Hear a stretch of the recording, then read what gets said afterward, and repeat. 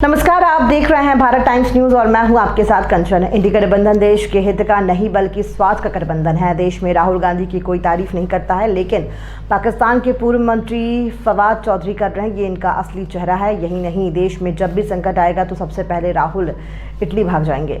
इस चौहान उन्हें भारत और यहाँ की जनता को याद नहीं आएगी। वहीं जब चुनाव आते हैं तो इन्हें रामलला याद आते हैं और उत्तर प्रदेश धमकते हैं। राहुल चुनाव शुरू होते ही चुनावी गठबंधन करते हैं और चुनाव खत्म होते ही भाग जाते हैं। ये इनकी फितरत है। ये 5 वर्ष दिखाई नहीं देंगे। भारतीय जनता पार्टी गरीब कल्याण, भारत को आत्मनिर्भर और विकसित भारत का संकल्प लेकर प्रधानमंत्री नरेंद्र मोदी के नेतृत्व में चुनावी समर में आपके बीच है। प्रधानमंत्री नरेंद्र मोदी के नेतृत्व में पिछले 10 वर्षों में देश का विकास हुआ है, ये सभी जानते हैं। ऐसे में निर्णय आपको लेना है। ये बातें मुख्यमंत्री योगी आदित्यनाथ ने शुक्रवार को संभल लोकसभा क्षेत्र में आयोजित जनसभा को संबोधित करते हुए कही। इस दौरान उन्होंने लोकसभा प्रत्याशी परमेश्वर लाल सैनी के पक्ष में वोट की अपील की।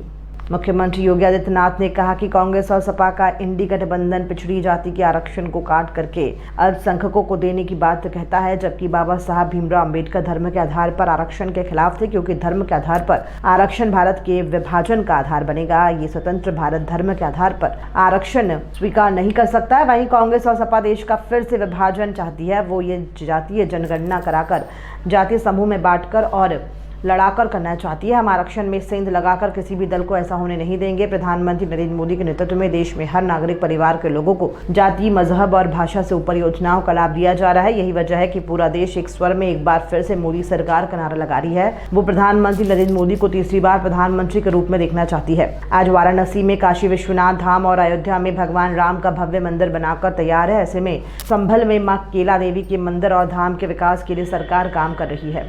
मुख्यमंत्री योगी आदित्यनाथ ने कहा है कि वर्ष 2014 से पहले देश की सीमाएं सुरक्षित नहीं थी। देश में आतंकवाद और नक्सलवाद सर चढ़कर बोल रहा था। इतना ही नहीं, देश में विकास कार्य ठप थे और भ्रष्टाचार चरम पर था। देश की गरीब जनता को सुविधाएं नहीं मिल रही थी। वहीं 2014 के बाद प्रधानमंत्री नरेंद्र मोदी के नेतृत्व में पिछले 10 वर्षों में दुनिया में देश का सम्मान बढ़ा है। ऐसे में भारत के विकास को नया स्वरूप देने के लिए प्रधानमंत्री नरेंद्र मोदी के नेतृत्व में सरकार बननी चाहिए। सीएम योगी ने कहा कि संभल से निकलने वाला गंगा एक्सप्रेस वे यहाँ की अर्थव्यवस्था को कई गुना बढ़ाने में महत्वपूर्ण भूमिका निभाएगा। ये यहाँ की इकोनॉमी की बैकबोन बनेगा।